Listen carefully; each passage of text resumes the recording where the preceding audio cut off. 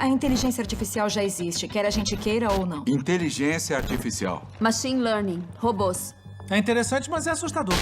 Some of the biggest names in science and technology warn about the dangers of using artificial intelligence to make weapons. I think the development of full artificial intelligence could spell the end of the human race. This is really like the scariest problem to me. That's where you need the regulators to come in and say, hey guys, you all need to pause and make sure this is safe. A inteligência artificial tem potencial para solucionar os problemas mais complexos da atualidade e do futuro.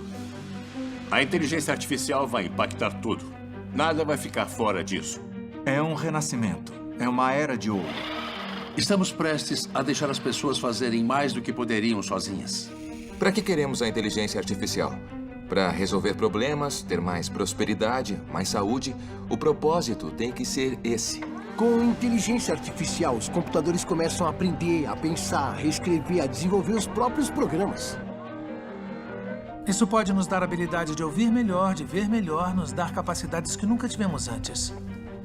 Unindo as habilidades de um médico a um sistema de inteligência artificial, é possível criar novos medicamentos que pesquisadores nem sequer seriam capazes de considerar. A expectativa de vida poderia aumentar incrivelmente.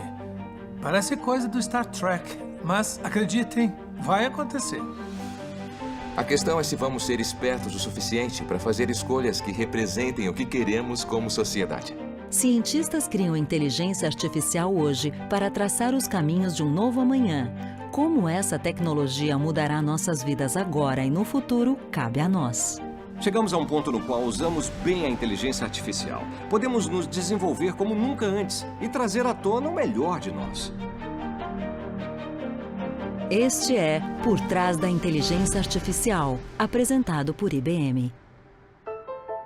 Muita gente acha que a inteligência é uma coisa misteriosa, que só pode existir em organismos biológicos como nos humanos. A inteligência artificial tem feito parte da nossa vida sem que a gente consiga perceber. É possível evocar um comportamento inteligente em máquinas? Coisas como a capacidade de aprender ou então de raciocinar? Não há uma definição que diga isso é inteligência artificial. Na verdade, há uma série de práticas e técnicas que as pessoas juntam para definir a tecnologia. Acho que podemos definir simplesmente como a habilidade de conquistar objetivos complexos. Então a inteligência artificial trata-se de uma inteligência não biológica. A inteligência artificial tem muitas definições, mas resumidamente, quando uma máquina desenvolve a habilidade de ver, ouvir, entender e aprender sobre o mundo como nós, é considerada artificialmente inteligente. Imaginei que perceberia que sou robô pelos fios saindo do meu corpo. A compreensão da linguagem é um dos maiores desafios na criação de máquinas inteligentes. Oi, Gibu. Oi, Cíntia. Do computador de Star Trek... The next hatchway on your right. Thank you. You're welcome, Commander Riker. A Samantha, de Ela. As máquinas da ficção científica se comunicam facilmente conosco. What do I call you? Do you have a name? Yes. Samantha. Really? Where'd you get that name from? I gave it to myself, actually.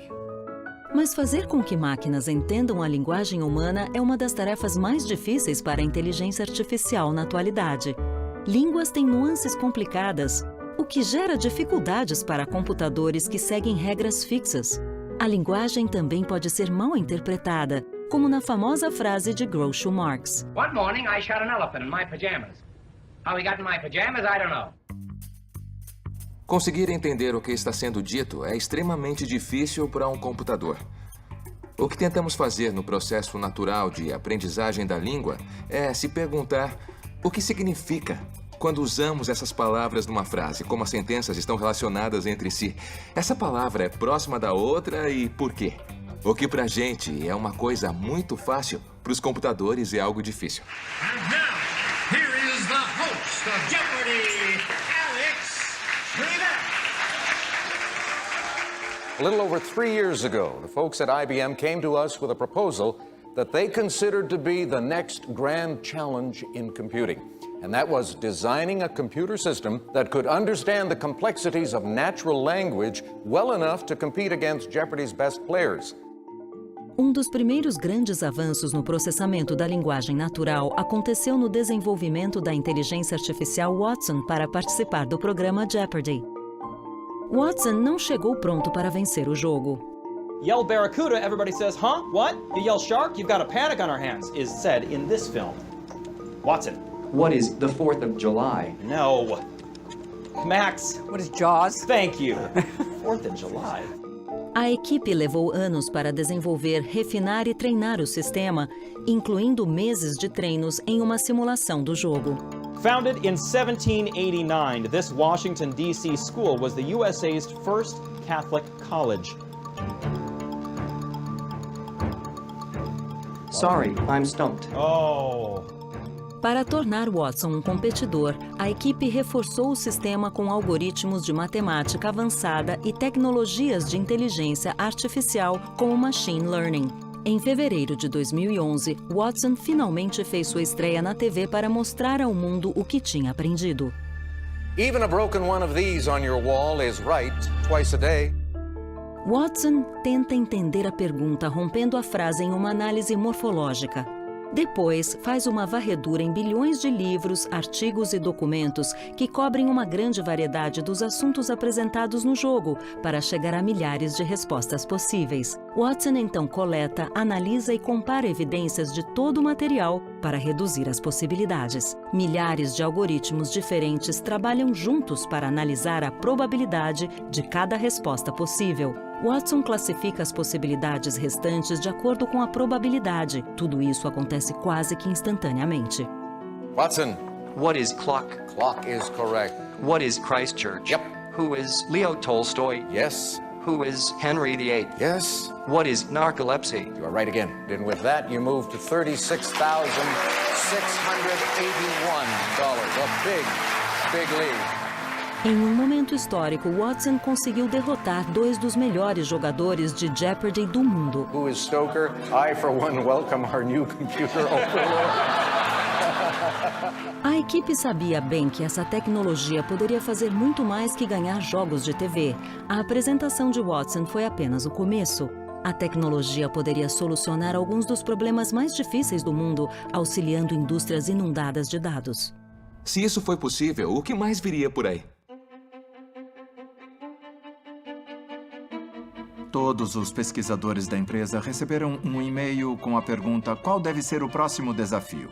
E, em certo momento, tive a ideia de desenvolver uma máquina que fosse capaz de debater com humanos de forma significativa. Para elevar a compreensão da linguagem a um nível sem precedentes, pesquisadores em Tel Aviv, Israel, estão criando uma inteligência artificial que pode nos ajudar a tomar decisões por meio do debate. É a primeira vez que a equipe cria um sistema de inteligência tão complexo quanto este. Quando tomamos decisões, normalmente pensamos em possibilidades, não é? Um sistema de computador que consegue ler rapidamente milhões de artigos e apresentar os prós e contras pode ajudar na hora de tomar decisões. Há relatos históricos de debates desde a Grécia Antiga. Eles aconteciam na tentativa de resolver questões éticas complexas. De maneira simplificada, o assunto é proposto por um moderador. Cada lado pode apresentar os argumentos, uma réplica e uma conclusão de seu ponto de vista. Tudo isso em um tempo pré-determinado. Quem debate precisa ter habilidade de pensamento crítico e amplo conhecimento em diversos assuntos. Em um bom debate, os oponentes também devem usar o humor para criar argumentos persuasivos. I will not make age an issue of this campaign. I am not going to exploit, for political purposes, my opponent's youth and inexperience. As possibilidades de construções de argumentos para um debate são simplesmente infinitas. Há diversas decisões que precisam ser tomadas para construir um argumento sucinto, que seja original e que seja capaz de refutar o que for apresentado pelo adversário. Ainda no fim, é preciso juntar todos os argumentos usados para montar uma conclusão. E quando pensamos em cada detalhe envolvido num debate, vemos a complexidade do que isso exigiria de um computador. O computador consegue ler centenas de milhões de artigos em segundos. mas precisa ser capaz de identificar exatamente as 1000 palavras ou 2000 palavras relevantes para debater com humanos. Para um computador é muito difícil entender a pergunta, e para um humano é justamente o oposto. Normalmente entendemos a pergunta rapidamente, mas não temos memória suficiente para conseguir pensar em todas as respostas relevantes. Nós humanos estamos tão acostumados a entender a linguagem que nem nos damos conta o quanto é difícil. Para nós é muito claro como se constrói um argumento, como conectamos uma coisa a outras. Quando tentamos ensinar um computador a entender a linguagem, temos que usar blocos de construção. Podemos ensinar um sistema computacional a entender a morfologia. Podemos ensinar a identificar conceitos. E assim, talvez, identificar similaridades entre conceitos e as similaridades entre sentenças. Mas é preciso ensinar ao sistema como unir as informações com a inteligência. Há 1 ano e meio, uma equipe da empresa tem sediado debates internos para testar o progresso do sistema. Os debates que mostraremos nunca foram exibidos na televisão. Tomara que gostem de escutar e de assistir a debates entre um sistema totalmente automatizado e humanos especialistas em debates. Divirtam-se. Nosso primeiro tópico, como está escrito aqui atrás, é se deveríamos ou não legalizar as apostas esportivas. Esses assuntos não foram apresentados previamente ao sistema e nem fizeram parte do treinamento. A única informação fornecida é o tópico. Do lado que vai apoiar a legalização, temos o nosso sistema de debate e do lado que vai se opor a ela, a querida Raya Eichler. Então vamos dar início ao debate. Saudações, Raya. É um prazer encontrá-la de novo. Tomara que hoje eu me saia melhor que da última vez que enfrentei seus argumentos convincentes. Ou que, pelo menos, você demonstre misericórdia. Quando o debatedor recebe um tópico, ele primeiro tenta compreender o significado desse tópico. Então, ele analisa centenas de milhões de artigos para identificar argumentos que potencialmente poderiam ser usados para construir a defesa de um posicionamento. O sistema faz isso usando um processamento de linguagem natural, machine learning e técnicas de raciocínio para entender os temas implícitos no debate e apresentar argumentos de uma forma eficiente e convincente. Eu sugiro que deveríamos legalizar as apostas esportivas. Temos o direito de decidir como as pessoas devem se comportar, ou as pessoas têm o direito de decidir quais atitudes querem tomar. O propósito da legislação não é definir a moralidade ou ensinar a ética. A questão apresentada pelo sistema de debate é se temos o direito de decidir como os outros se comportam, e a resposta é sim. Primeiro, quando a capacidade da pessoa de tomar uma decisão totalmente racional está abalada, e segundo, quando isso afeta negativamente os outros de maneira concreta. O sistema precisa ouvir o oponente por 4 minutos. Não só dizendo uma única frase. O oponente fala rápido, cria argumentos complexos, levanta considerações éticas e o sistema precisa, de alguma forma, entender os fundamentos da coisa e apresentar uma resposta apropriada. Após apresentar seu argumento inicial, o sistema ouve a réplica do adversário e então constrói uma tréplica com base no que ouviu. Raya sugeriu que temos uma obrigação de proteger nossos cidadãos. Gostaria de apresentar uma visão distinta. Acredito que usamos a desculpa de proteger cidadãos para justificar a limitação da liberdade das escolhas de cada um. O envolvimento quando outra pessoa está tomando uma decisão que afeta única e exclusivamente a ela, infringe os direitos básicos do cidadão.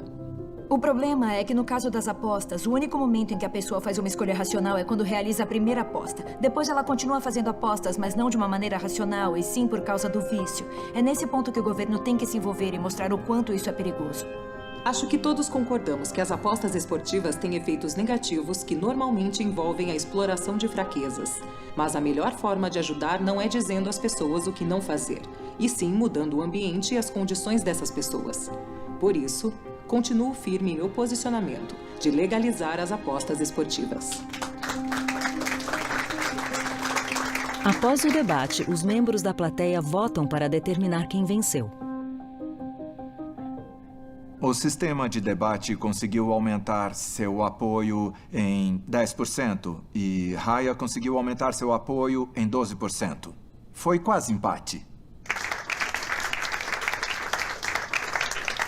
O computador tá melhorando cada vez que eu debato com ele, eu acho. Na primeira vez ficou claro que eu era muito melhor, mas ele tá melhorando e aprendendo a usar os argumentos para conseguir convencer as pessoas do que quer.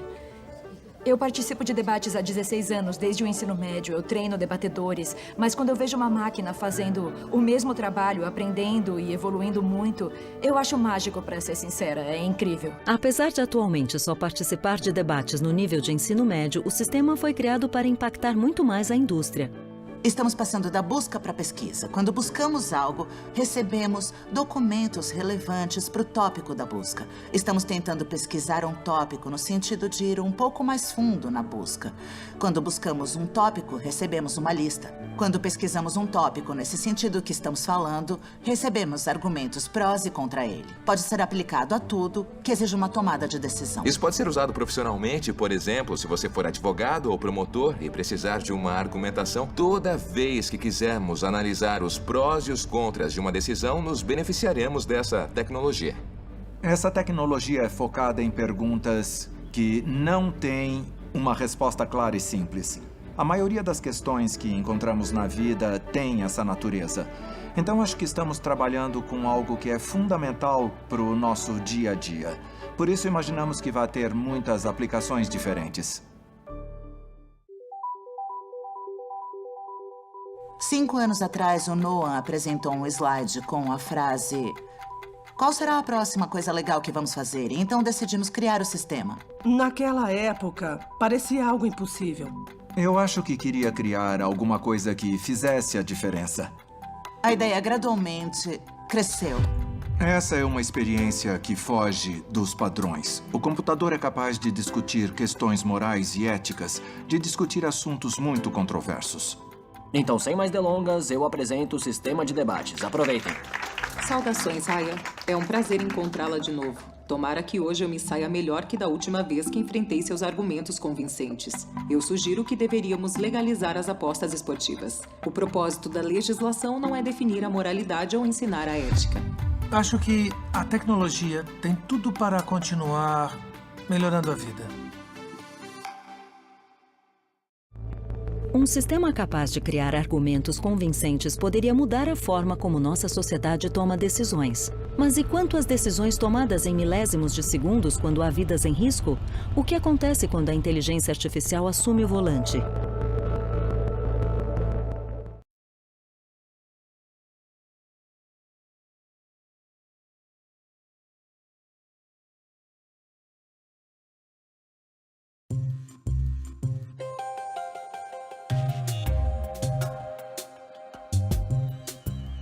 A inteligência artificial já pertenceu ao mundo da ficção científica, mas hoje está aqui, é real e parece estar em todos os lugares. A inteligência artificial está sendo usada para traduzir a complexa linguagem dos golfinhos. Um Robocop de verdade foi inserido na força policial de Dubai.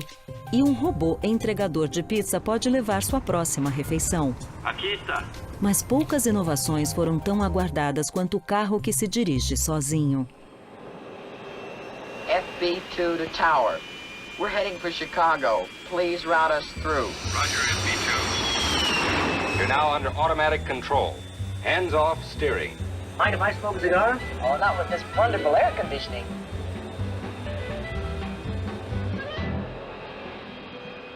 Carros que dirigem sozinhos têm feito parte do nosso imaginário coletivo há décadas. Do Pontiac de A Super Máquina ao Audi autônomo de Eu Robô. What do you think you're doing? I'm driving. By hand? Mas será que estamos próximos de tornar isso realidade? Uma das aplicações da inteligência artificial que todos conhecem bem é o carro que dirige sozinho. Quando acontecer, isso terá um grande impacto. Mas as pessoas precisam entender que ainda não é possível, apesar dos vídeos do Google testando veículos na estrada ou das histórias sobre o modelo autônomo da Tesla. O primeiro carro autônomo surgiu em 1987. Então, eles já existem há bastante tempo, mas ainda falta muita coisa para que eles possam ir para estradas comuns. Como chegamos nesse ponto é uma questão bem complexa. Acho que a primeira pergunta a se fazer é como esses carros autônomos vão operar em um mundo caótico no qual as pessoas dirigem. Isso ainda não aconteceu porque dirigir é difícil. Dirigir em condições perfeitas, nas quais nada estranho está acontecendo, é fácil de fazer. Mas lidar com condições complicadas, quando está escuro, quando está chovendo, é difícil para humanos e vai além das capacidades dos atuais sistemas de inteligência artificial. 35 mil pessoas morrem por ano em acidentes de carro nos Estados Unidos. O mais importante, na minha opinião, é tirar pessoas idiotas como eu do controle de algumas centenas de quilos de metal se movimentando em alta velocidade. A inteligência artificial funciona bem quando não tem problema se ela falhar. Os robôs limpadores vivem cometendo erros. Eles limpam a mesma área 3 vezes seguidas.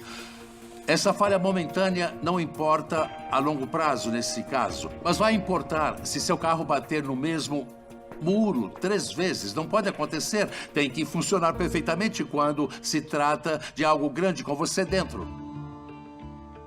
Carros autônomos ficavam inicialmente em circuitos de teste. Mas nos últimos anos, empresas como Waymo, Tesla e Cruise levaram seus carros para as estradas. Esses programas de pilotagem percorreram milhões de quilômetros para melhorarem sua performance, mas diversos acidentes fatais recentes aumentaram as preocupações sobre a confiabilidade da tecnologia. Uber today put the brakes on all road testing of its self-driving cars after a deadly accident. Carros autônomos são tecnicamente possíveis, mas isso ainda levará um tempo. O jeito é continuarmos dirigindo, mesmo com todos os acidentes que acontecem. A segurança é o aspecto mais importante dessa tecnologia, sem dúvida. Os elementos mais importantes com os quais o consumidor se importa são instintivos. O carro vai ver as coisas que eu vejo? O carro vai agir do jeito que eu agiria com base nas coisas que estiver vendo? São perguntas simples, para as quais precisamos ter respostas claras antes de aceitarmos a tecnologia. A inteligência artificial usada num carro autônomo tem que ser capaz de enxergar. É o que chamamos de percepção. Tem que coletar todas as imagens e entender o que são os objetos, como é a pista e assim por diante. Ela também precisa entender como os objetos estão se movendo e criar predições. Depois, o carro precisa se perguntar, com base nisso e no lugar de destino, aonde eu vou? Isso é planejamento. Outro desafio dos carros autônomos seria conseguir entender o contexto social no qual estamos inseridos. Quando vemos crianças jogando futebol perto de uma rua, entendemos que a bola pode acabar indo para a rua. Mas o robô só vê pessoas chutando um objeto circular. Com o tempo, os sistemas vão aprendendo, e essa é uma das maiores vantagens da inteligência artificial, o aprendizado. Um dia ele vai entender que a bola pode ir para a rua, mas terá que ter várias situações, terá que reagir a elas, e então os humanos poderão ajudar dizendo, isso está certo, isso está errado. E ele vai aprender com o tempo, assim como alguém que acabou de tirar carta e que vai aprendendo com o tempo. Com a capacidade de aprender por meio da experiência e mais de 80 bilhões de dólares investidos em tecnologia, carros autônomos podem ganhar as ruas em pouco mais de uma década. Pesquisadores estimam que 1 em cada 4 carros será autônomo em 2030. Caronas compartilhadas poderão reduzir o número de carros nas ruas, permitindo a transformação de nossos espaços urbanos. Vamos poder readaptar as ruas para poder acomodar todos os tipos de transporte, bicicletas, pedestres, menos carros. Há aproximadamente 700 milhões de vagas de estacionamento nos Estados Unidos, mais de 15 mil quilômetros quadrados, a área do estado de Connecticut. 14% das cidades são estacionamentos. Nós temos que retomar esses espaços e transformá-los em parques, em áreas residenciais. Pensando no meu filho pequeno, ele não sonha em ter um carro. O que ele quer é andar num carro autônomo. Eu tenho esperança de que, daqui 9 anos, quando ele já tiver idade para tirar a habilitação, isso seja uma alternativa. O futuro da segurança e da confiabilidade em carros autônomos depende da capacidade de aprendizado dos sistemas. Mas como isso funciona? A resposta é Machine Learning, algo que está por trás de muitos dos avanços atuais na inteligência artificial, presente tanto no jogo Space Invaders quanto na exploração espacial.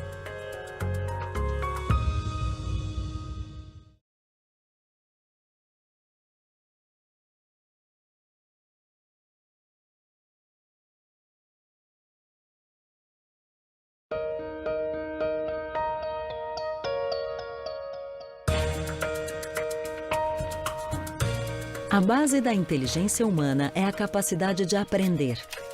Todo o progresso humano é resultado do aprendizado com esforços anteriores, da evolução do nosso entendimento e da invenção de novas soluções. Cientistas da computação vêm tentando fazer com que máquinas aprendam como humanos há décadas. Tudo começou com um jogo de tabuleiro. That man isn't playing checkers against a computer, is he? Sure, and it plays pretty well. Who's that watching? He's Dr. A.L. Samuel, an MIT graduate now with IBM. O primeiro grande avanço público da inteligência artificial foi um sistema que aprendeu a jogar damas melhor que o homem que criou o programa. Isso aconteceu em 1957. Analisando os dados de milhares de partidas, o sistema aprendeu quais jogadas aumentariam a probabilidade de vitória. Samuel chamou esse processo de machine learning.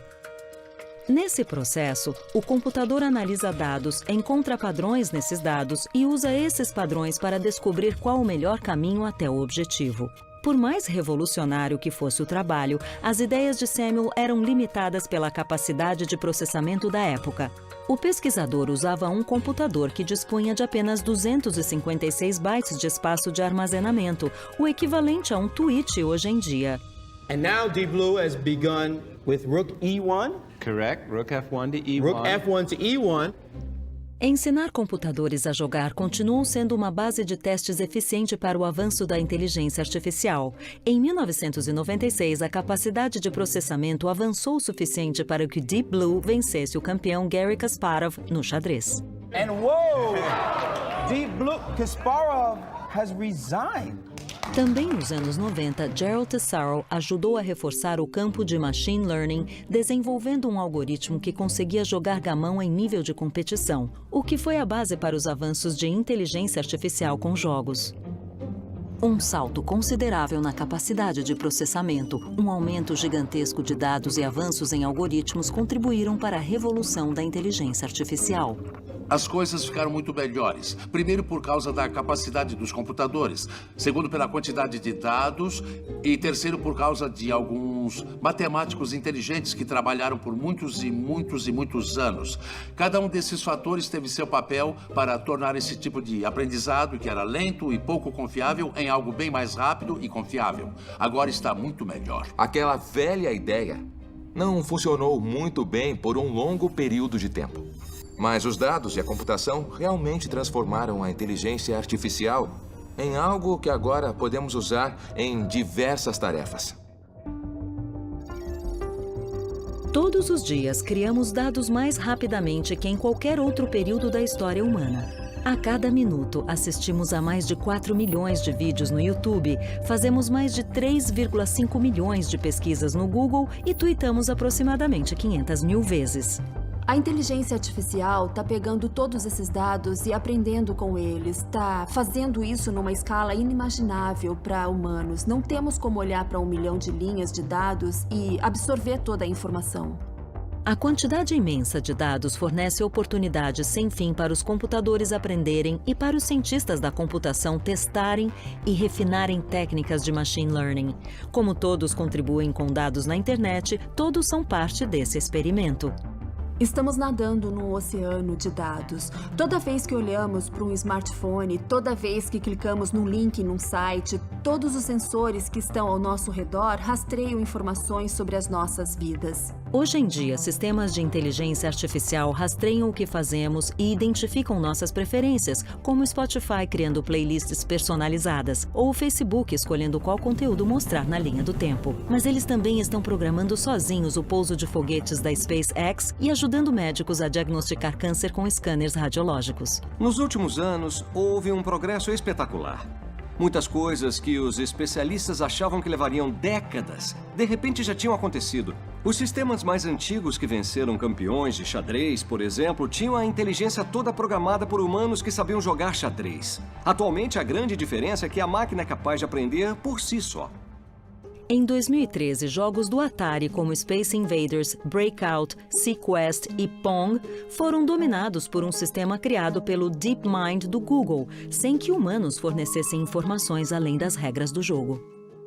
O DeepMind criou uma inteligência que aprende jogos de computador, sem ter a ideia do que é um jogo, ou uma bola, ou um jogador, ou pontuação.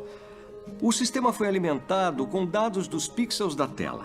E depois de um tempo, aquele algoritmo simples teve uma performance impressionante em diferentes tipos de jogos. Em 2017, a mesma técnica foi adaptada de um videogame simples para um dos jogos mais complexos já inventados, Go. O Go, um antigo jogo de tabuleiro chinês, é tão complexo que há mais posições possíveis de peças que átomos no universo. Um sistema inteligente chamado AlphaGo Zero aprendeu a jogar Go jogando sozinho, sem receber exemplos de jogadas. As escolhas que ele fez para ganhar desafiou tudo que os humanos já haviam tentado.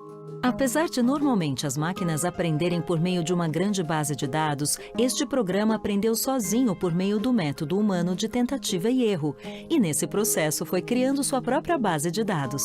O mais impressionante nesse caso em particular foi que o AlphaGo Zero era um sistema autodidata que não recebeu nada além das regras do jogo e, mesmo assim, conseguiu dominá-lo. No jogo, quando os profissionais viram algumas das jogadas, eles ficaram impressionados porque muitas pareciam inexplicáveis. Então, a inteligência artificial, e nesse caso específico, essa superinteligência artificial, está nos ensinando coisas que nunca aprenderíamos sozinhos. Avanços tecnológicos alimentados pelo machine learning já estão mudando todas as facetas das nossas vidas. Mas conforme as máquinas ficam mais inteligentes e capazes, surge a dúvida que não quer calar. Elas vão tirar o meu emprego?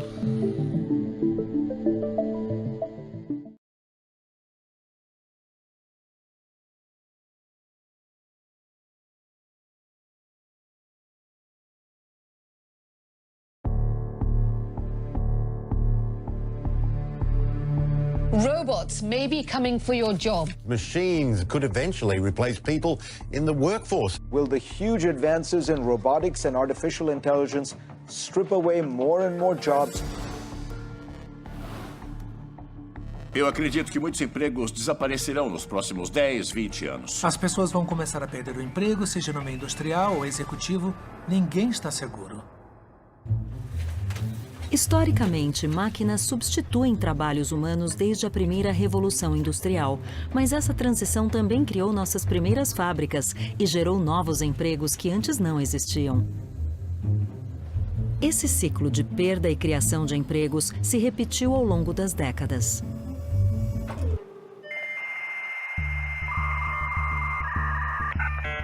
A internet e a era digital eliminaram funções como cartógrafo, datilógrafo, agente de viagens e telefonista. Ela também redefiniu a indústria da música e do entretenimento, impulsionou a economia global, as compras online e empregos que não existiam 20 anos atrás, como youtuber, gestor de mídias sociais e desenvolvedor de aplicativos. Nós vimos, geração após geração, a mudança nessa área. Nos adaptamos, descobrimos coisas novas e seguimos em frente. Estamos vendo o surgimento de uma nova revolução, na qual os avanços da inteligência artificial influenciarão tudo em nossas vidas. Haverá milhões de empregos que nem temos como imaginar agora. Eles vão surgir por causa da tecnologia.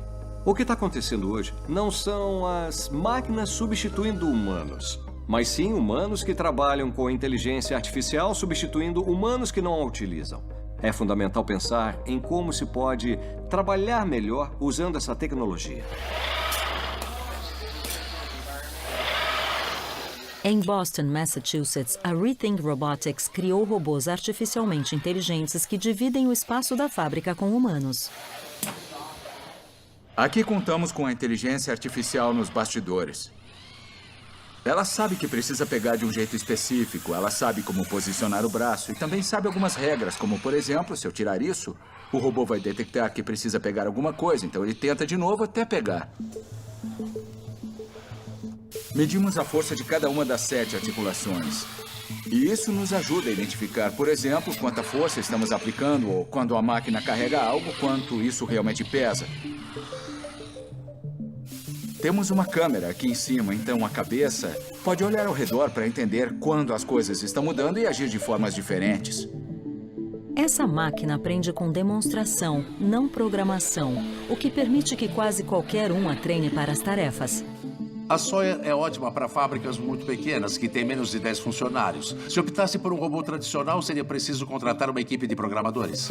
Uma coisa que dá para fazer para otimizar o tempo de trabalho é pré-orientar a garra para que ela possa... Tivemos a ideia de, em vez de programar um robô, treinar um robô, que é o que faríamos com uma pessoa. A gente mostra a tarefa, demonstra as coisas que elas têm que fazer e elas juntam as informações para descobrir como fazer. Percebemos nas pequenas fábricas que algumas pessoas com pouca base técnica aprenderam a usá-lo e se tornaram chefes de robótica. Aprenderam a treinar o robô. Sawyer está mudando o modo como pessoas trabalham com robôs em fábricas de todo o mundo. Mesmo uma pequena empresa de carimbos em Richmond, Virgínia, está modernizando a produção após 40 anos no mercado.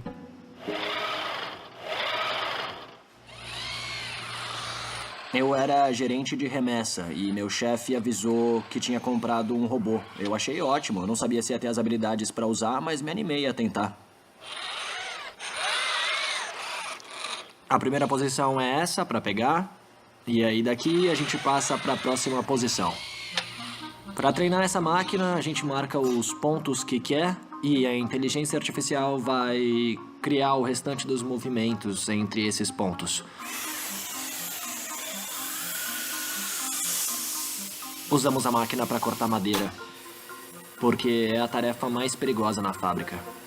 E também preenche tinteiros, que faz a maior bagunça e leva muito tempo. A gente cortava umas 500 peças por dia, mas a máquina pode virar à noite fazendo isso. Aí quando chegamos pela manhã, ela já cortou 1000 peças.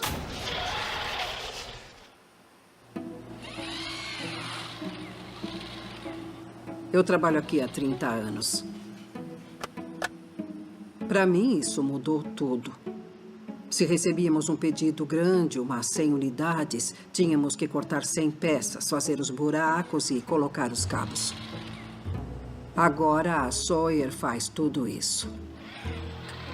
Me irrita pensar que a máquina faz tudo? Não, fica à vontade. Eu comecei como representante de serviço ao cliente, depois fui transferido aqui para dentro, virei gerente de remessa. E agora, depois da chegada da Sawyer, eu virei o técnico de robótica. Quando eu venho pro trabalho, eu sei que eu vou treinar um robô para fazer algo novo que provavelmente ninguém ainda fez. É muito mais legal. Robôs podem fazer coisas chatas e repetitivas que deixam as pessoas entediadas. Com isso, elas podem trabalhar em outras coisas e se tornar muito mais eficientes. Enquanto Sawyer imita a capacidade humana de aprender pela demonstração, outros robôs imitam a agilidade humana. O mini-robô Spot, da Boston Dynamics, consegue abrir portas. O robô Atlas consegue correr, saltar e praticar parkour.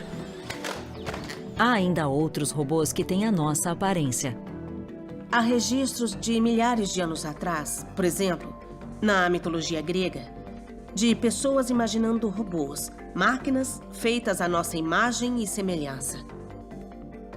Existe o desejo de imitar o humano, de criar um robô que se pareça ao máximo com o ser humano. Acho que na ficção científica nós os chamamos de replicantes. Um aspecto interessante nos filmes Blade Runner é que os androides são totalmente indistinguíveis dos humanos. They were designed to copy human beings in every way. Existe um movimento, especialmente no Japão, de criar robôs que se pareçam ao máximo com humanos, mas eu acho que essa é uma coisa muito desastrosa de fazer. Não queremos chegar no ponto de achar que as máquinas têm, de alguma forma, os mesmos direitos dos humanos, porque se parecem com pessoas. Podemos ter o androide mais sofisticado de todos que parece um ser humano, fala como humano, se comporta como humano. Mas se ele não tiver uma consciência própria, não é uma pessoa. Não queremos que todas as máquinas sejam conscientes. Talvez a torradeira não precise ser consciente. Se sua torradeira fosse super inteligente, para ela seria uma tortura ser forçada a ficar só torrando o pão o dia inteiro, né? Mas, no caso de um robô que cuida de idosos, é bom que ele conheça a pessoa que está ajudando e crie laços com ela. Imagino que o idoso preferiria que o robô fosse consciente e dissesse coisas com sinceridade. Só a consciência pode criar uma base para moralidade, sentido e propósito. Coisas com as quais nos preocupamos. Se conseguirmos descobrir qual o processamento de informação corresponde às experiências de consciência subjetiva, poderemos criar máquinas que sentem empatia real e que se importam conosco. Ensinamos a inteligência artificial a trabalhar, pensar e raciocinar de formas revolucionárias. Tá bom, pessoal, agora eu vou entregar os iPads. Mas e quando é a inteligência artificial que nos ensina as coisas?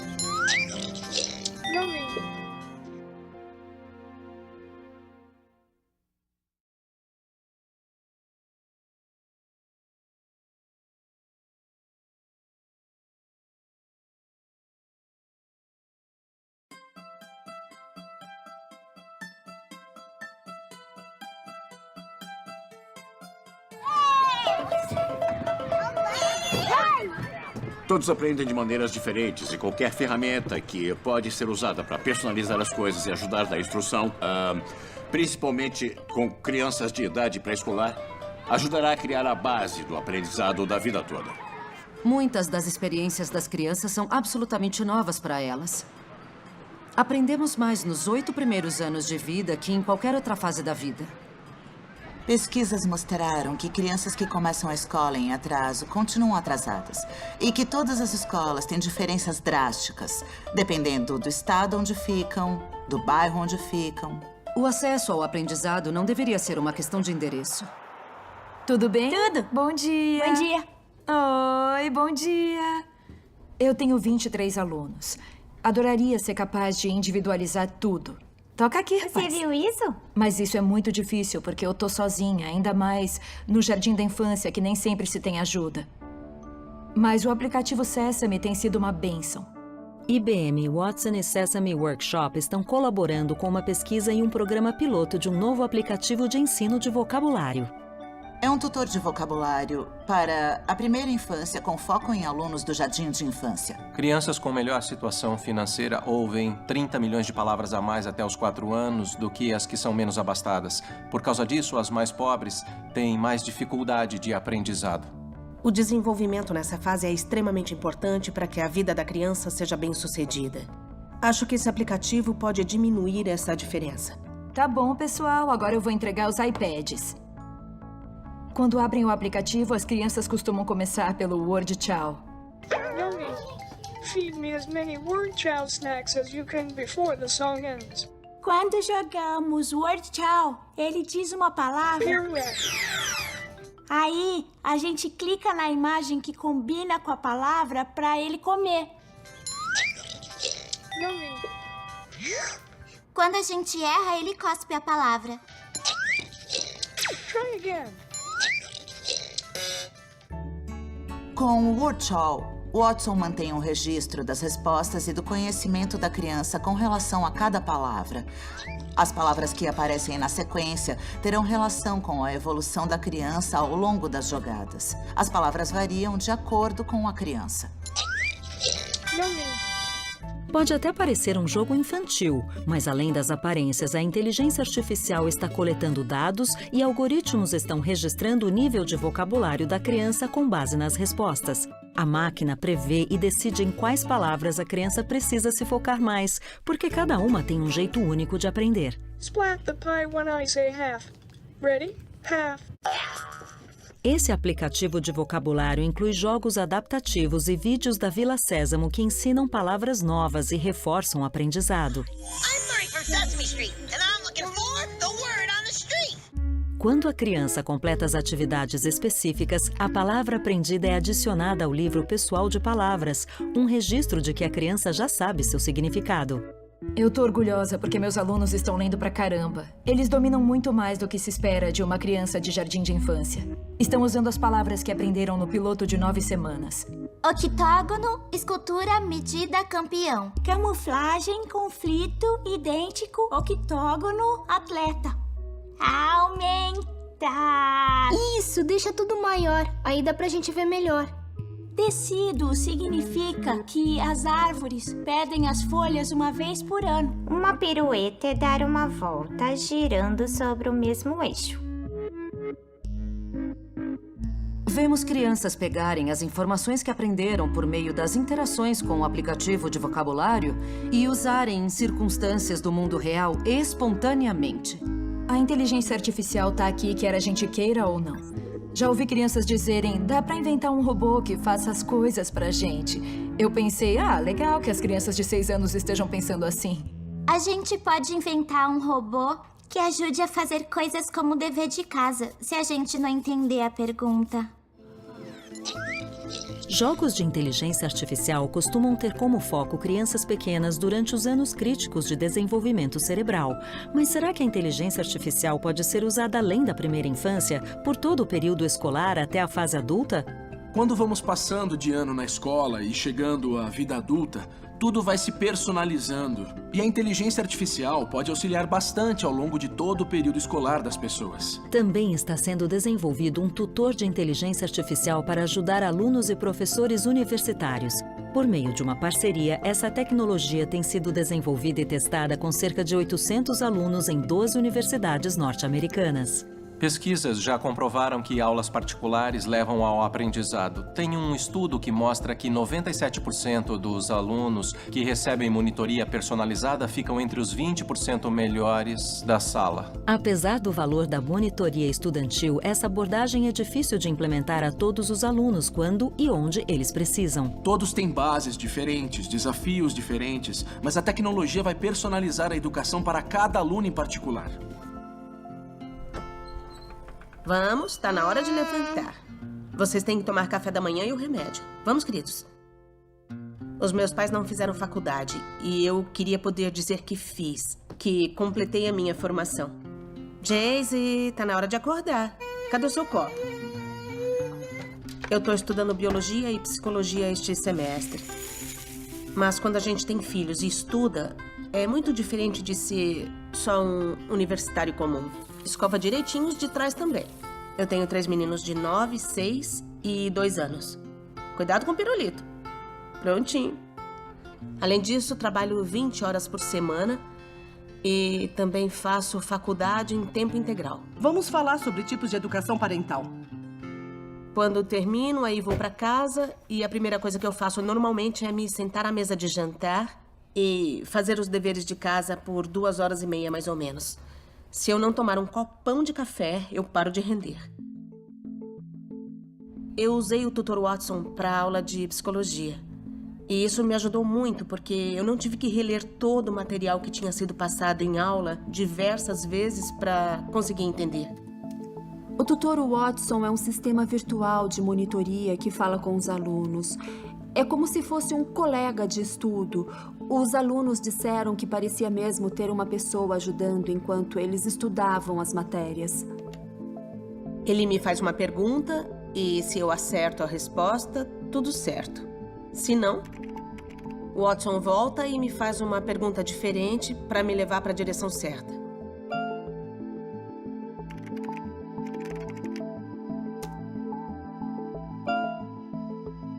Se eu não souber a resposta, ele vem e me dá uma dica.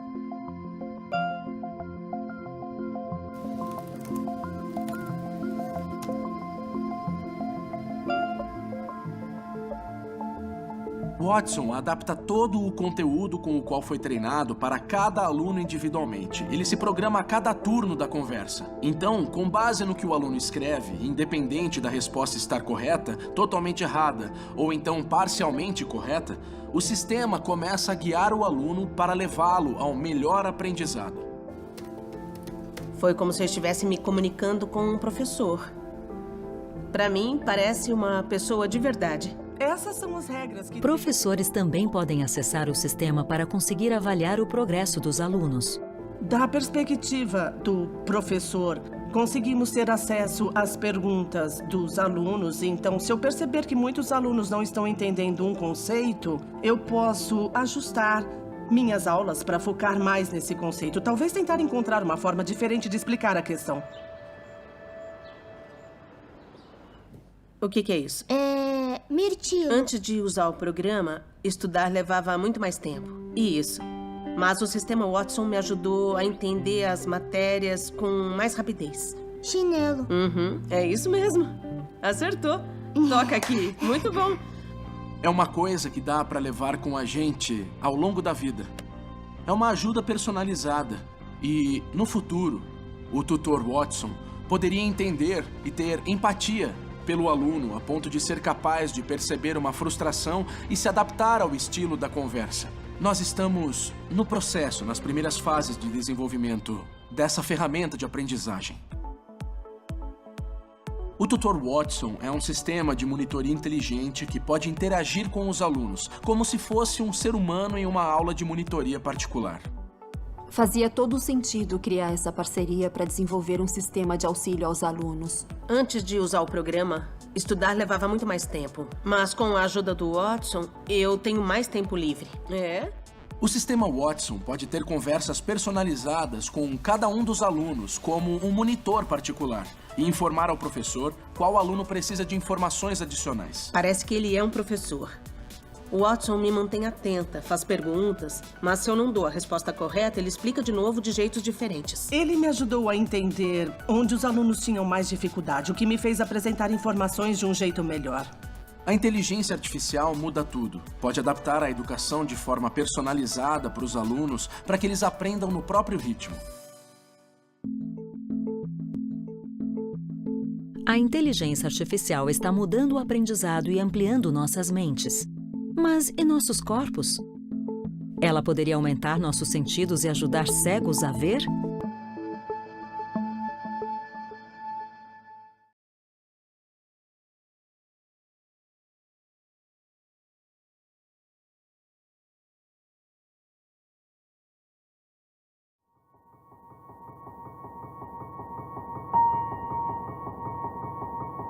Do homem de 6 milhões de dólares ao homem de ferro. Sempre nos fascinamos com a ideia de nos fundir com as máquinas. Conforme a inteligência artificial avança, os limites que separam nosso corpo da tecnologia estão desaparecendo a cada dia. Com esse tipo de tecnologia, podemos passar a ter novas habilidades que nunca tivemos, com as quais a evolução não teria a menor chance de nos presentear.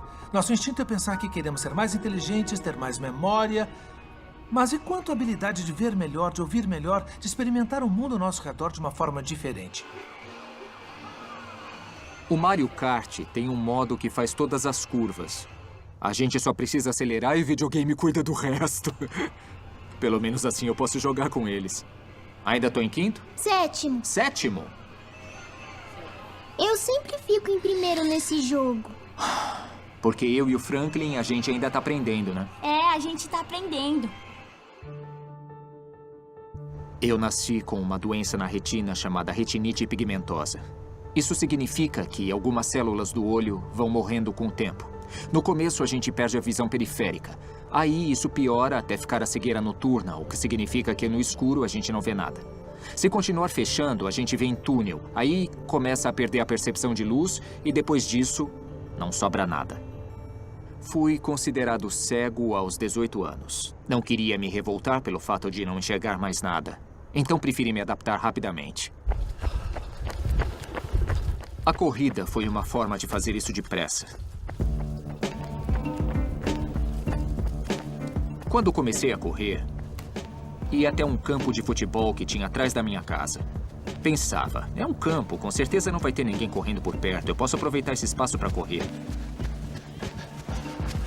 Depois fui conhecendo as estradas da região. Funcionou bem, depois que eu tropecei em algumas coisas, como postes de luz, e memorizei todos os obstáculos. Aí, depois de alguns anos, comecei a treinar para correr maratonas. A corrida logo se tornou mais que apenas um hobby para Simon. Ele começou a competir em maratonas pelo mundo. Mas corredores cegos normalmente correm acompanhados de guias e Simon queria ser independente. Comecei a pensar em como poderia dar um jeito de participar das provas sem precisar da ajuda de um guia. Foi assim que conheci a WearWorks. Aqui é como se fosse a garagem do Vale do Silício, mas não estamos no Vale do Silício, estamos em Nova Jersey. Isso aqui acabou se transformando nisso. E funciona ainda. Na época, o Keith já tinha criado uma coisa como esta. Eu desenvolvi esse traje no qual podemos baixar um programa de Kung Fu. Com isso, quando a gente dá o soco, você consegue saber qual foi a velocidade com base em dados de aceleração captados por esse traje. Foi nosso primeiro contato com Haptics. Haptics é a ciência de aplicação do toque às nossas interações com tecnologia. É o que acontece quando você sente o celular vibrar, em vez de ouvi-lo tocar. A Wearworks desenvolveu uma série de braceletes que guiam usuários por meio de vibrações. Depois que a gente criou esse design simples de bracelete para pessoas cegas, o Simon procurou a gente. Já tá funcionando. Ah, tá? Tá sim. Perfeito. Imaginei que seria só uma bugiganga, mas quando testei, eu achei legal. Parecia uma ideia que funcionaria, então entrei em contato e propus que trabalhássemos juntos. Acho que a gente tá dando volta. Na época, a gente disse que ele poderia dar a volta no quarteirão. Não sei se é por aqui que eu deveria ir. Mas o Simon decidiu nos desafiar para ver se conseguíamos fazer ele correr uma maratona. Simon e a equipe de Wearworks passaram meses desenvolvendo a Wayband, um bracelete com inteligência artificial para guiá-lo pela maratona de Nova York. O que é mais difícil que guiar deficientes visuais na cidade? Guiá-los pela maratona de Nova York. A audácia do que estamos tentando fazer pode auxiliar toda a comunidade de deficientes visuais. 6 semanas antes do grande evento, a equipe se encontra no Central Park para testar o protótipo. 3, 2, vai! O bracelete funciona criando um corredor virtual, um pouco mais amplo que o corpo humano. A rota é traçada com coordenadas do GPS e Machine Learning. A vibração dos braceletes é o que garante que a gente se mantenha nesse corredor. Vai um pouquinho para a direita. Ele vibrou para me mandar para a direita mesmo. Ah, ótimo. Eu sei que estou seguindo pelo corredor quando o bracelete não vibra. Quando não recebo nenhum sinal, significa que estou indo na direção certa e tá tudo bem. Quando começo a sair do corredor, a vibração indica que eu estou indo para o lado errado e que eu tenho que voltar para o corredor. Não tá sentindo nada agora? Não tô sentindo nadinha de nada. Perfeito. Com o tempo, esses corredores sensoriais serão criados com base em milhões de pontos coletados pelos usuários da Wayband. Por meio do retorno deles, o bracelete oferecerá as rotas mais seguras e convenientes. Diferentemente do GPS comum, o caminho é altamente preciso, alertando desvios de centímetros. Os pedestres têm opções. Normalmente preferem ir pelo caminho mais curto, por uma rota mais eficiente. Eu, como deficiente visual, prefiro os caminhos menos movimentados. Imagina contar com um dispositivo inteligente de navegação. Para a corrida, Simon vai complementar a Wayband com um sensor peitoral para detectar pessoas à sua frente. Funciona como sensores de estacionamento. Mas em vez de bip, eu recebo uma vibração. A maratona é o maior desafio da vida dele. Mas ele tá confiando na tecnologia, então estamos menos estressados.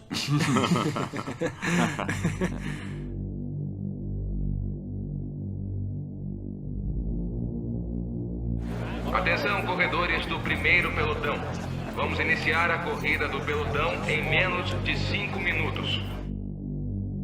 Essa é a primeira vez que tenho a oportunidade de competir sozinho numa maratona. É uma coisa que eu já quero fazer há muito tempo. Se esse dispositivo funcionar perfeitamente hoje, vai fazer uma diferença enorme no meu dia a dia, na movimentação pela cidade, pela casa e, claro, nas outras maratonas.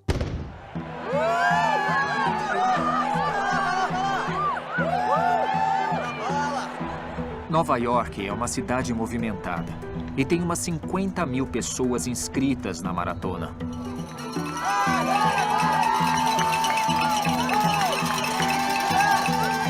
Tem algumas curvas, uma multidão dando apoio e fazendo barulho por todo o percurso. Então é complicado para um corredor cego.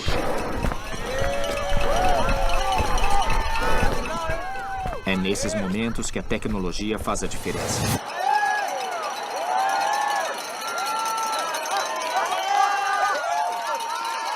Apesar dos testes animadores antes da prova, Simon conseguiu correr sem a ajuda dos guias por cerca de 21 dos 42 quilômetros.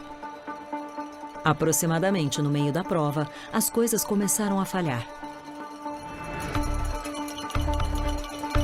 O Os edifícios e pontes de metal atrapalharam o GPS e os celulares de dezenas de milhares de corredores e espectadores interferiram no sinal da Wayband. Simon ainda enfrentou outro problema: o clima. Quando a chuva começou a cair, os sensores ultrassônicos pararam de funcionar. Nesse ponto, Simon teve que contar com os amigos para alcançar a linha de chegada.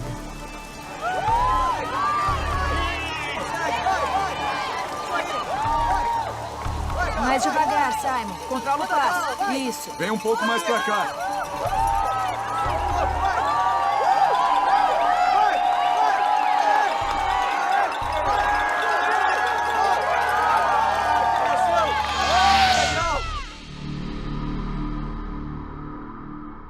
Não foi perfeito, mas para mim, terminar a maratona já é uma conquista imensa. A inteligência artificial pode ser usada para aumentar as capacidades humanas, seja melhorando nossos sentidos ou ampliando nosso conhecimento. Não deveríamos dividir o mundo entre humanos e máquinas. A inteligência artificial deve ser vista como uma companheira. Em qualquer situação, é bom pensar no que se pode aproveitar e melhorar. E essa experiência serviu principalmente para isso. Não corro para subir no pódio. E por que você corre? Para testar coisas assim.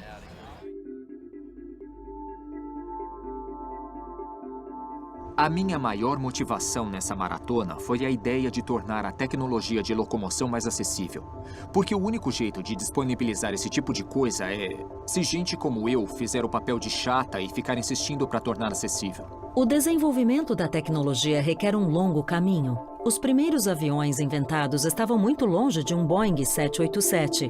Com a inteligência artificial, não é diferente e cada passo para frente ou em falso ajuda no progresso.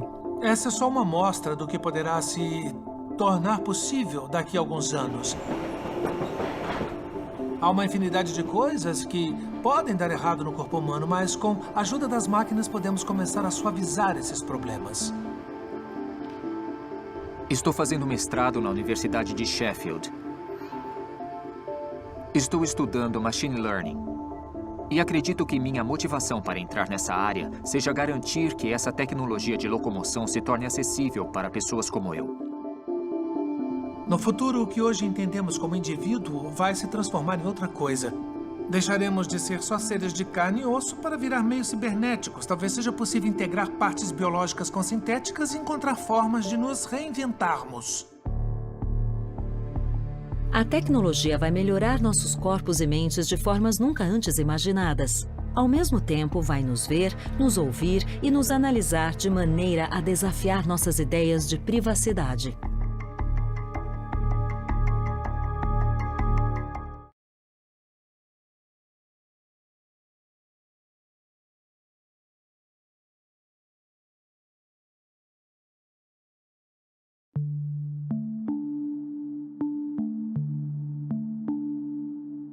Olha, eu acho que o maior problema da inteligência artificial está relacionado à privacidade. Isto porque o grau de vigilância, com certeza, só vai aumentar, seja com reconhecimento facial ou com qualquer outro tipo de bioassinatura que surgir nos próximos anos. Ficará muito fácil saber quem é quem. Mas mais que isso, será possível saber o que as pessoas estão dizendo, quais as motivações de cada um.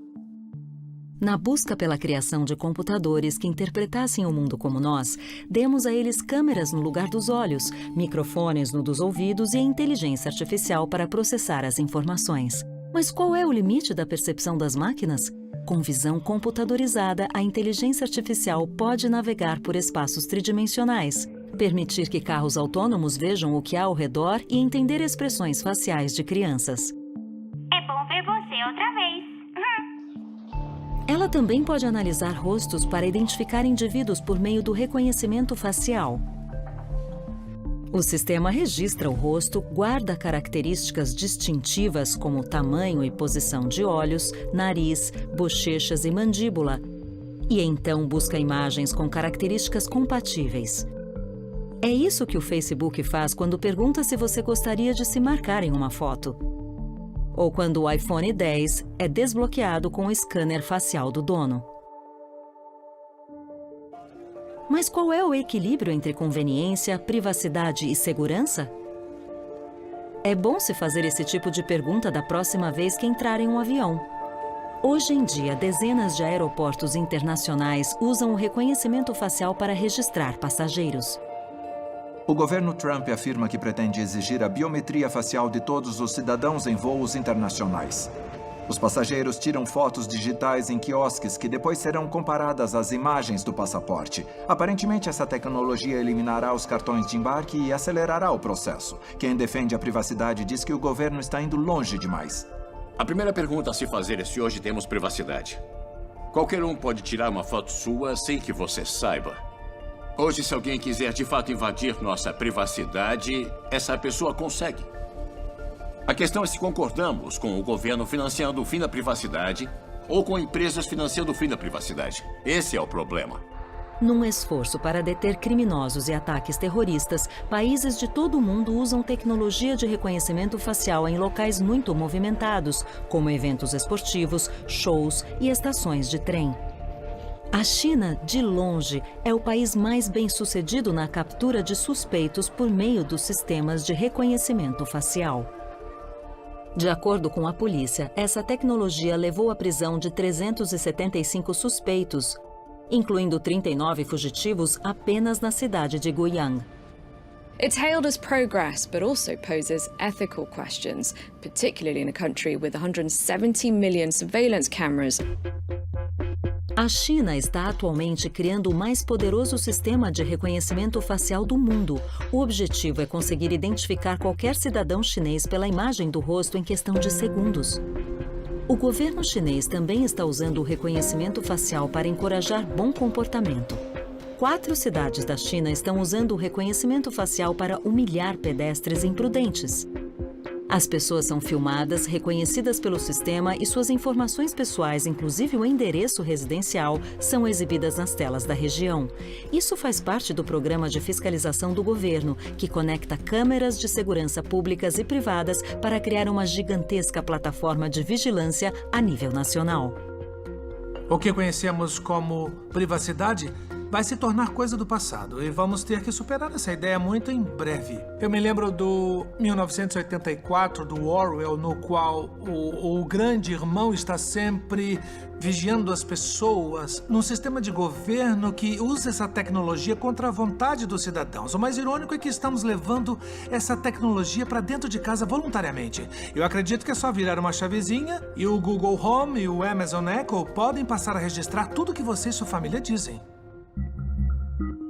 Outros usos da análise facial podem desafiar nossas ideias sobre o que um computador deveria saber sobre nós. Researchers have developed a form of AI that can identify individuals who are gay or straight. This is insane. Em 2017, um grupo de pesquisadores da Universidade de Stanford afirmou ter desenvolvido um algoritmo que podia distinguir gays de heterossexuais com base em características e expressões faciais. O algoritmo analisava imagens de um site popular de encontros e era capaz de determinar a sexualidade de homens com uma precisão de 81% e de mulheres com uma precisão de 74%. Quanta informação nossos rostos revelam sobre nós e como essa informação pode ser usada? Por exemplo, a inteligência artificial poderia determinar se alguém é criminoso só pelo rosto, sem outras informações? Uma empresa diz que sim. Podemos analisar milhares de fotos em poucos segundos de qualquer fonte, como câmeras de segurança. Neste caso, todos esses homens foram destacados como ladrões. Dá para ver que a precisão é de 90%. O Faceception, criado em Tel Aviv, Israel, prevê traços de personalidade com base em imagens faciais, sem bases de dados, apenas pelo rosto. Vivemos olhando para as pessoas e julgando se são simpáticas ou não, sexy ou não sexy. Já as máquinas não ligam para a raça das pessoas, gênero e posição política, por exemplo. A nossa ideia é ensinar as máquinas a entender humanos como uma informação única e simples, a imagem do rosto. Faceception lê o rosto e determina a probabilidade de a pessoa ser um tipo específico de criminoso. As autoridades, então, interrogam os suspeitos destacados. Isso já está sendo usado pelo Sistema de Defesa israelense e pelo Departamento de Segurança dos Estados Unidos. Diferentemente do sistema que liga os rostos a uma base de dados, o Faceception não é ligado a nenhuma base de dados. Ele não busca ligar o rosto a uma ficha criminal, apenas analisa o rosto e determina se o visual é suspeito com base em acertos anteriores. É antiga a ideia de que os criminosos têm um tipo facial. O perigo disso é que, obviamente, não temos controle sobre nossa estrutura óssea ou nossa estrutura facial. Então, é só mais um jeito de estereotipar. It's highly controversial. What this makes people think of is this famous sci-fi movie, Minority Report, where people can predict who's going to commit a crime, and therefore people are arrested before they have committed a crime. I'm placing you under arrest for the future murder of Sarah Marks. No, I didn't do anything. Para que queremos a inteligência artificial? Deveria ser para ampliar habilidades, resolver problemas, ter mais prosperidade, mais saúde. O propósito tem que ser esse. A tecnologia é moralmente neutra. O fogo pode ser usado para esquentar nossas casas no inverno e provocar incêndios. Então, para mim, a pergunta é: o que podemos fazer para que a inteligência artificial ajude a humanidade a crescer em vez de afundar? A primeira parte é transformar os computadores problemáticos de hoje em sistemas de inteligência dignos de confiança. Porque se nem isso for possível, então toda essa tecnologia incrível pode acrescentar problemas ou ser hackeada e se virar contra nós. Toda nova tecnologia traz consigo riscos e promessas. Uma das maiores promessas da inteligência artificial é o desenvolvimento de novas formas de tratamento e de erradicação de doenças, o que nos daria a chance de uma vida mais longa e saudável.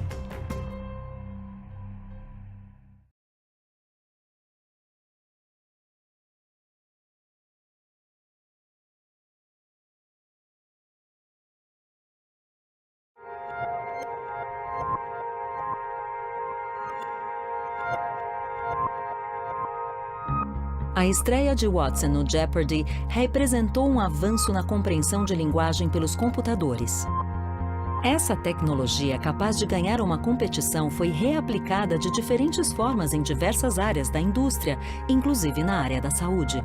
Watson for Drug Discovery processa quantidades imensas de artigos médicos com outros dados para auxiliar na busca por avanços, como a descoberta de novos medicamentos para tratar as doenças mais complexas. Esse é meu livro preferido. Na verdade, de longe. Foi meu primeiro contato com coisas como o cyberespaço, cyberpunk, a singularidade da inteligência artificial. Sempre fui muito fã de ficção científica. Acho que posso até me arriscar a dizer que trabalho nessa área hoje porque sempre fui fascinado por tecnologia e por como ela afeta a sociedade. Isso é parte de quem eu sou. Começa assim: o céu sobre o porto era da cor de uma televisão ligada em um canal com chuviscos. Eu me lembro de ler e ficar chocado. Uau! Chuviscos com canal 1 em ligada à televisão, uma de cor da era Porto O sobre céu O. Isso faz parte do meu tratamento. Apoie as mãos às coxas e diga os meses do ano de trás para frente. É dezembro, novembro, outubro, setembro. A cada 3 meses, a Connie faz exames para ver como o Parkinson está progredindo. Coloque as 2 mãos para frente e vire as mãos desse jeito. Muitos são diagnosticados por volta dos 70 anos. Eu fui com 50 e poucos. Isso foi bom. E o outro lado?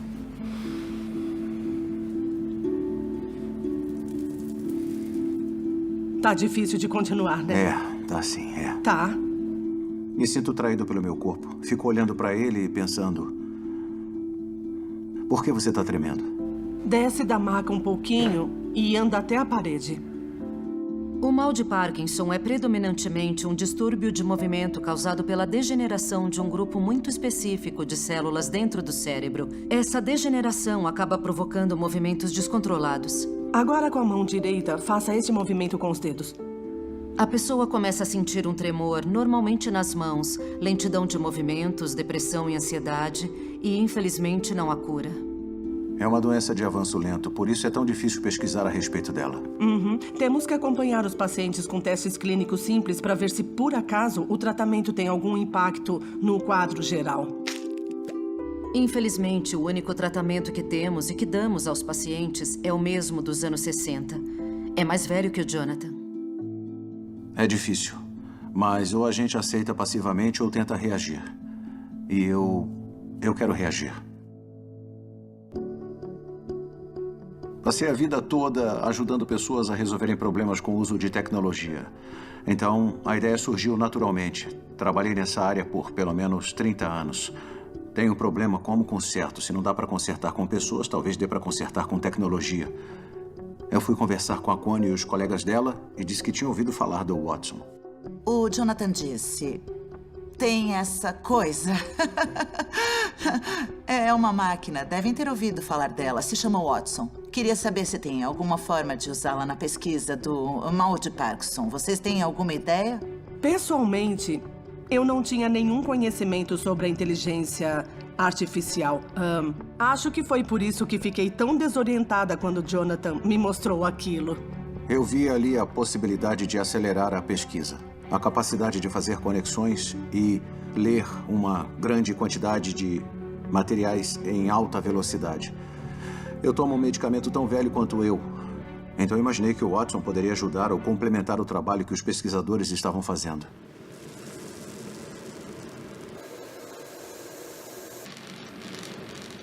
Nós queríamos identificar drogas que já estavam no mercado para certas doenças e que também poderiam ser usadas no tratamento do mal de Parkinson.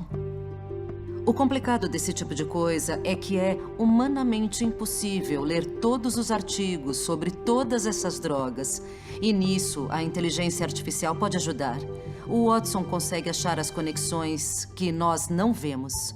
Revistas de medicina publicam cerca de 500 mil de artigos por ano. Nenhum médico ou pesquisador poderia ler todo o material gerado. Mas Watson for Drug Discovery pode ajudar pesquisadores a encontrar rapidamente novas conexões em meio a um grande volume de dados médicos e farmacêuticos para ajudar a responder questões como: existe alguma droga que possa ser usada em um novo tratamento do mal de Parkinson?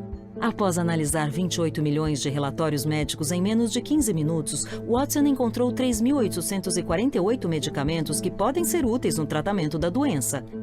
Nesse caso, ele gerou uma lista grande. Agora, nós temos que começar a decidir como vamos priorizar as drogas da lista.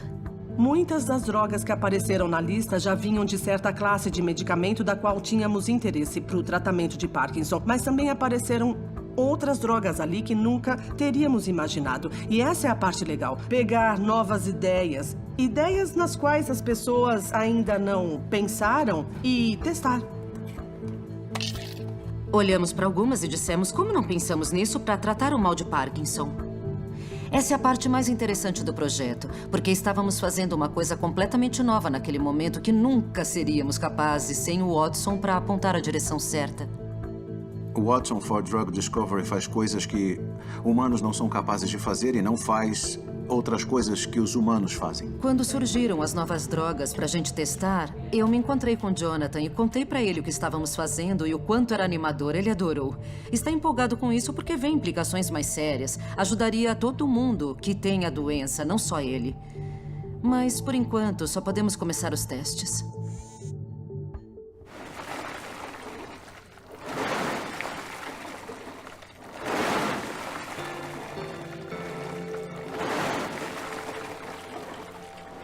Na atual conjuntura, não acho que a cura do mal de Parkinson será descoberta durante a minha vida. Mas não significa que não vou continuar tentando. Uma hora algo vai aparecer, só precisamos ser persistentes. A minha avó teve isso, minha mãe teve isso, eu tenho. Eu quero que pare aqui.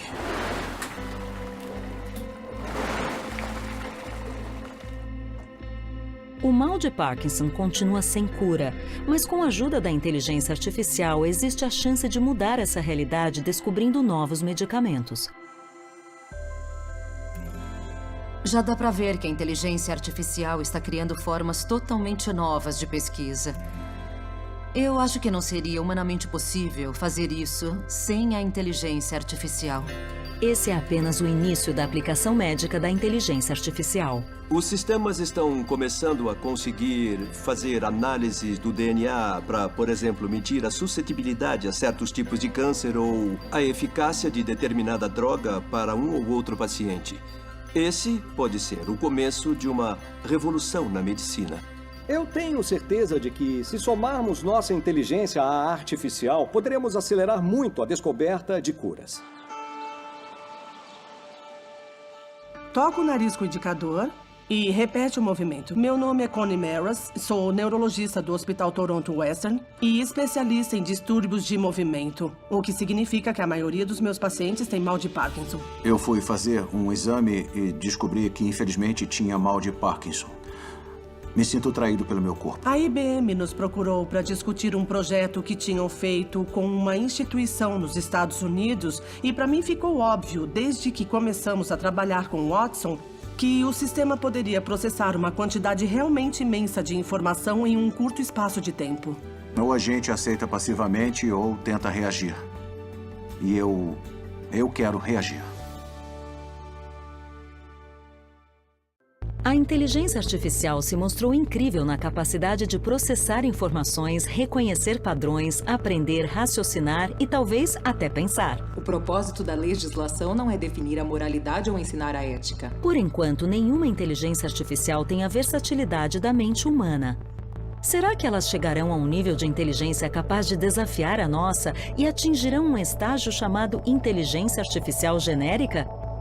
O que isso significaria para o mundo?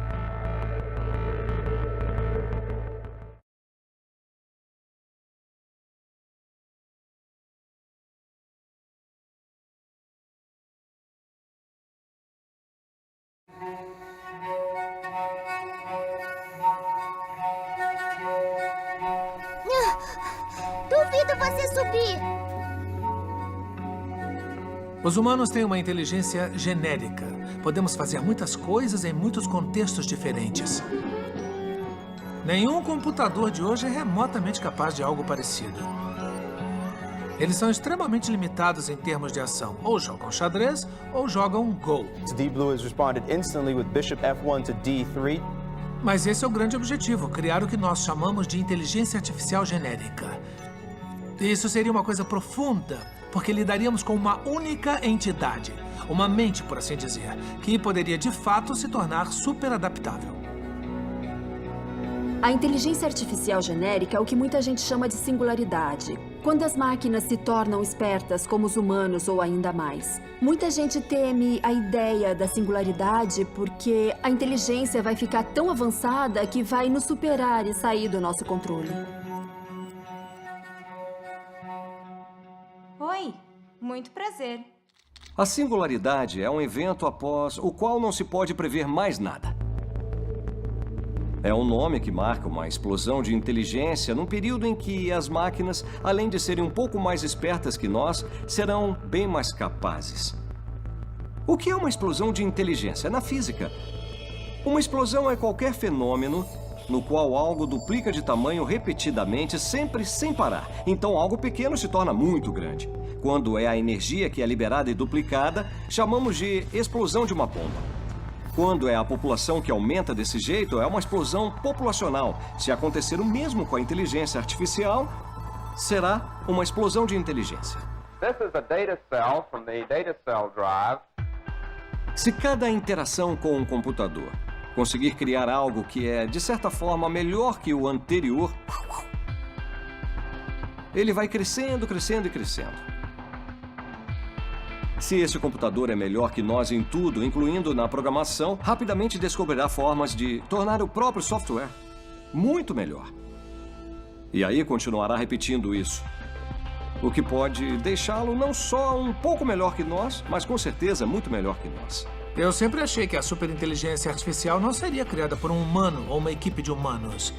Não me surpreenderia se logo tivéssemos máquinas ensinando outras máquinas a fazerem suas funções de uma maneira que não seríamos capazes. O ponto de virada na história humana seria a criação de uma inteligência artificial a nível humano. Seria comparável à chegada de uma civilização alienígena superior à Terra. Mas as máquinas não são alienígenas. São coisas que nós criamos. E temos que garantir que não se tornem uma espécie alienígena com objetivos próprios e diferentes dos nossos. No filme Ex Machina, vemos robôs que foram claramente criados de tal forma que os desenvolvedores não tinham controle sobre os objetivos. Everybody said stop. Os filmes de Hollywood criam as preocupações erradas. Não deveríamos nos preocupar com a malícia, mas com a competência. E objetivos diferentes. Então, se quero construir uma usina hidrelétrica para produzir energia e tem um formigueiro no caminho, problema das formigas. Não significa que sou um cara ruim que matou formigas porque quis. Só significa que meus objetivos não estavam alinhados com os da formiga. Não devemos nunca pôr os humanos na situação dessas formigas. Quando lidamos com algo mais inteligente que os humanos, não dá para imaginar tudo que esse ser inteligente pode fazer, nem se vamos gostar. No filme Wall-E, todo mundo fica sentado em umas poltronas flutuantes, bebendo em copos gigantescos. Também não é o futuro que a gente quer. Eu imagino que as máquinas vão ser usadas para outras coisas e não ficar servindo tudo assim de bandeja para a gente. Não precisamos necessariamente temer a presença de seres mais inteligentes porque já vivemos isso quando crianças. Nossos pais eram mais inteligentes que nós, mas deu tudo certo porque os objetivos deles estavam alinhados com os nossos. Se a gente chegar mesmo, como sociedade, a criar máquinas mais inteligentes, temos que garantir que elas entendam nossos objetivos e os adotem sem gerar conflito. Aqui está o seu. O ser humano vive buscando aprimorar essas tecnologias. Coloca as mãos para frente. Fazemos isso para nos entender, fazemos isso porque acreditamos que criaremos uma sociedade melhor e acho que fazemos porque acreditamos que nos tornaremos as pessoas que quisemos ser. O que me anima na inteligência artificial é a oportunidade de um futuro melhor. Eu acho que se planejarmos e trabalharmos duro, podemos usar essa tecnologia mais poderosa para criar o futuro inspirador com o qual nossos ancestrais sonhavam. Obrigada pela atenção. A inteligência artificial é uma ferramenta. Será que posso ser mais bem-sucedido profissionalmente? Ou ser um artista melhor? Um médico melhor? Como cientista, ela pode acelerar alguma descoberta? Essas são boas perguntas e deveríamos usar a inteligência artificial para auxiliar nisso. Acho que da perspectiva social, vamos ver uma evolução que não é nem utópica nem distópica. Quando me refiro a isso, penso na utopia da tecnologia fazendo tudo por nós e na distopia das máquinas como líderes cruéis que acabarão com a humanidade. Eu sempre digo que é uma escolha e que não deveríamos cair no determinismo tecnológico. A tecnologia é só uma ferramenta para atingir objetivos. Nós que decidimos como queremos usar a tecnologia para resolver os problemas para nós. Versão brasileira Vox Mundi.